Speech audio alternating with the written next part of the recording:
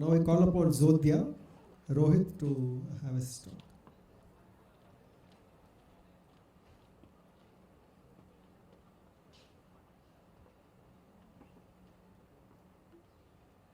Yeah, hi all.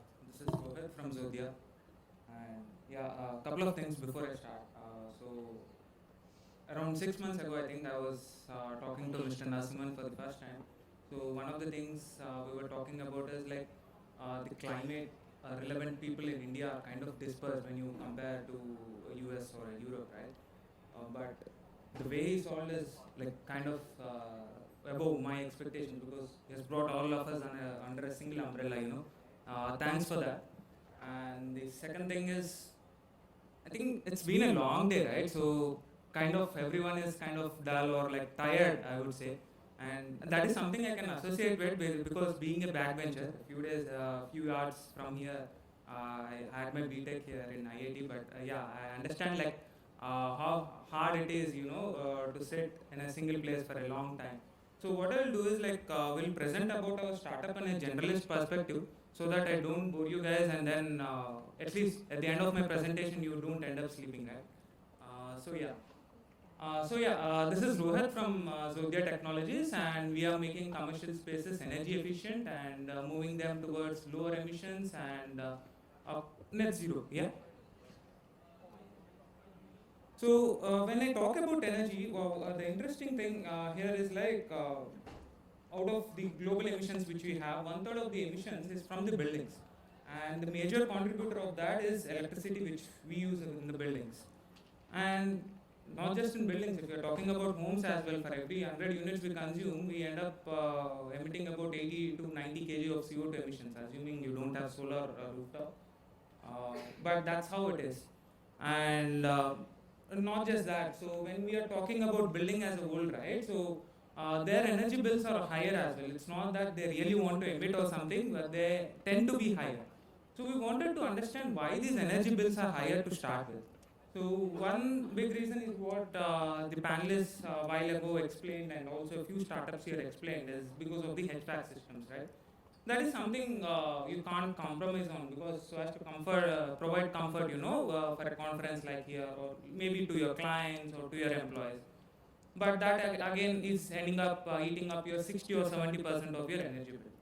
And the second reason why these bills tend to be higher is because these spaces operate for a longer periods of time, like 14 hours a day, 16 hours a day. Now we have seen data centers operating 24 hours a day. So how do we fix this is something we were wondering. But we were able to come to a solution which can actually reduce your energy bill by about 30%, but also lower your emissions as well.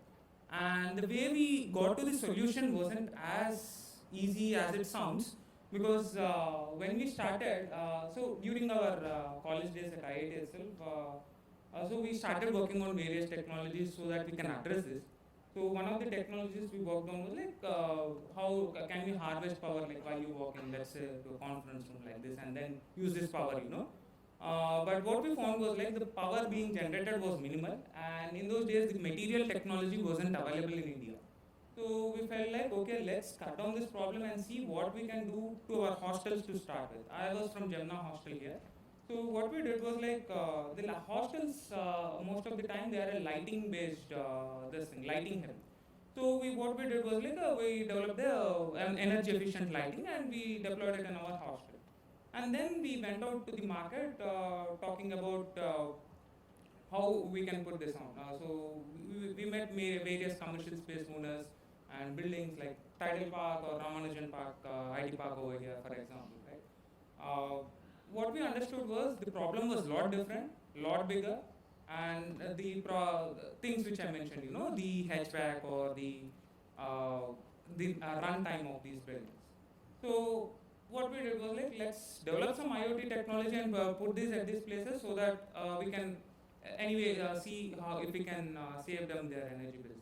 But when we deployed this, what we understood was like IoTs are good at giving you the analytics, which most of the facility managers already know, because if you are running a park like Tidal Park kind of building or Research Park kind of building, you know where the wastage is happening. So if I go and say like this is where your wastage is happening, you already know that. Or in a worst case scenario, he doesn't know that. So what he'll do is like he'll deploy some person over there and he'll ask them to manually monitor so that his bills is brought down. Or use some kind of automation so that happens. But over a period of time, the problem with these solutions is like you can't get that consistency in savings which you are expecting. And also in terms of, let's say, uh, uh, in terms of like you are having a building of this size of research park. So how do you still manage without going back to normal, in terms of habits? But that was again happening. You are again going back to your habits. So what we did was like we developed a combination of both the hardware and software, which actually fixes to the most extent possible. So as you can see, there are two devices over there. One is the saver and the other is the soul. Saver, as the name suggests, saves, and it works with most of the energy guzzling buildings. This is the saver. This is for small sized buildings, I would say. A larger size, you see that in the picture over there where, of course, the working is still the same. So on the back end of it, there are a few AI based algorithms running. And what they do is like they understand what's the cooling load required in a given room at any point of time. And then optimize the energy required for that HVAC system, So that's how they work in brief, and they've been able to give the client about 30% of energy saving on an average. And then we have Soul. As the name suggests, it's something internal, right? So what this does is like, it lets you know if there are any inefficiencies happening, if there are any repairs about to happen. And the most important thing happening with the Indian scenario is like the energy demand has been increasing a lot. In fact, it has doubled over the past 5 to 6 years. So how do you address this increasing energy demand but at the same time get down to lower emissions? So that is where the Soul helps, because it understands the load patterns, and if you've got solar or something, it knows like what kind of load can be shifted to solar, for example. And now you've got EVs coming in, which again could end up consuming in the about interest of 10%. time, maybe we can quickly summarize. Yeah, sure. So with the EVs also coming in, so how do you again manage this energy demand as well? So that is something this Soul does. And this is how we go about a client in implementation. So where we take it, where we demonstrate and then implement. And here is a screenshot which I have put from one of the social media channels which we have. It's for a 3-day period how the client is being able to save. The reason I have put is like this device will let you save right from day one, without any analytics or switching on and off. So it doesn't take much time to even start saving on the bills. And here are a few client testimonials which I have put over here. So one of the clients talking about how their bills got reduced by about 20%. The other client talking about how he is able to manage spaces across different cities. And a few clients we have worked with, some of them pilot, some of them pay. And here is our team. Yeah, so and also we have represented Zodhya on world stage on various scenarios, be it WWF or be it World Urban Forum. Great. Thank you. That's wonderful. I think these are all kind of devices that bit by bit make our systems more efficient. So thank you very much. Yeah, so just to ending note. Yeah. So thanks everyone for being here. So I'm here.